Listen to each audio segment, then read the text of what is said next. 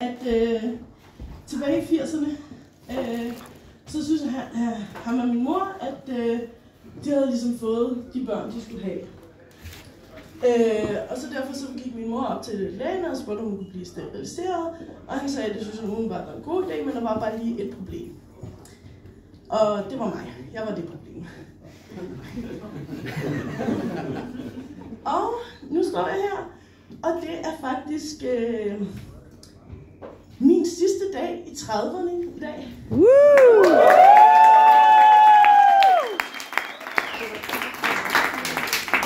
Så I vidste det ikke, men I er faktisk tvangsindlagt til at fejre min fødselsdag. Det er det her, det hele kommer til at handle om. Bare mig, der står her og snakker om at blive 40.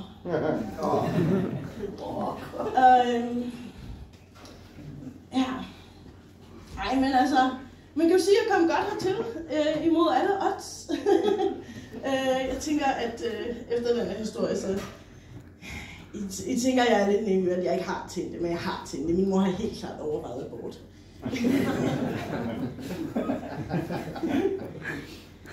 Jeg tror ja. Min søster, hun har den her analyse på det, at min mor så overkompenseret for den der skyld. Blandt andet ved at blive ved med at pille min bussemand, indtil jeg var en alt for høj alder.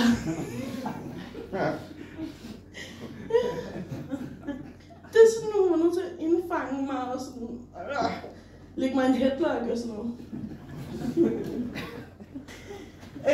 Jeg boede i Grønland, og ens bussemand i Grønland fucking store. Fordi det tør at lide mig. Man er nødt til at sætte lidt tid af hver dag til lige at og bare sådan en daglig høst på størrelse med en ært. Okay, så det her, det er mig, der prøver at analysere, at jeg er så meget klar til at blive for. Jeg synes, bussen er fucking sjov. Det her, det er sådan en moment of confession. Det er 2 måneder siden, jeg lå i en have, og jeg pillede en bussemand, og jeg gav den til en nyere. Og det er sådan, jeg tog den med af sit hus. Jeg synes stadig, at bussemand er fucking sjov.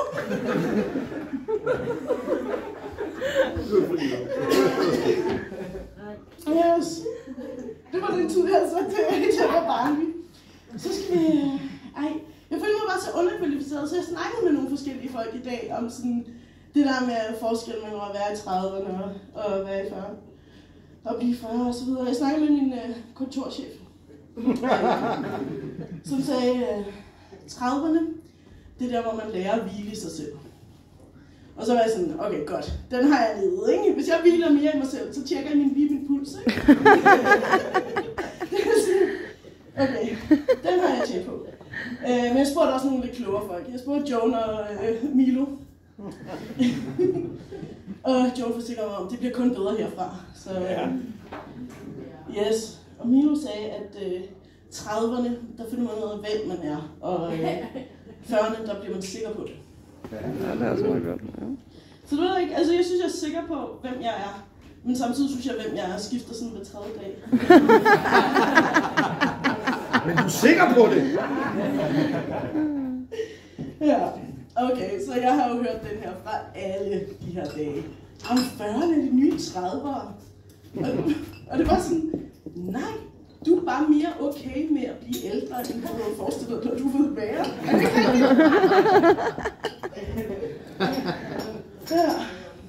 Ja, men det sjove ved at blive ældre, det er jo det der med, at man føler ikke selv, at man bliver ældre, man føler bare, at der er flere og flere, der bliver yngre end en.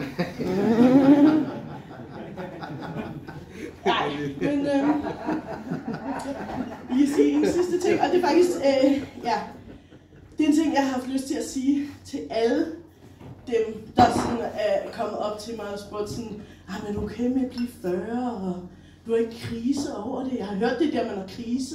Er du sikker på, at du ikke har en krise? Jeg hedder Kruse, så jeg er altid bare et bogstav væk fra det. Nej, men det jeg har lyst til at sige til dem, det er, jeg fylder 40, men jeg ligner en på 30, og jeg knaldede en på 18, som sagde, at jeg var stærk.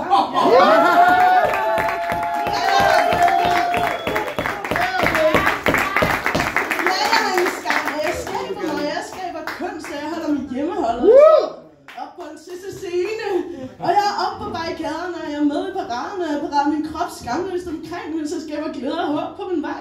Så er man ikke mig, motherfucking killing it, så jeg kan ikke se problemet.